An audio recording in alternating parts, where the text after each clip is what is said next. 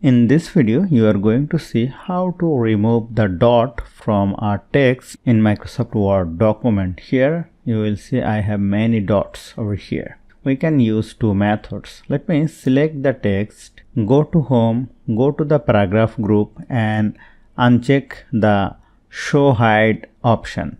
This is the formatting symbol actually. Let me uncheck it, and here you will see some dots have been removed.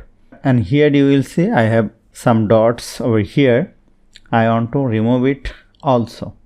So select it, go to home, go to replace and go to replace and find hot. Let me click on the dot. I want to replace it with nothing, so make it blank and click on replace all.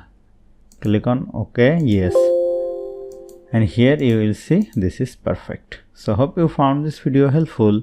If you like this video, please share this video with your friends and family and don't forget to subscribe. Thank you.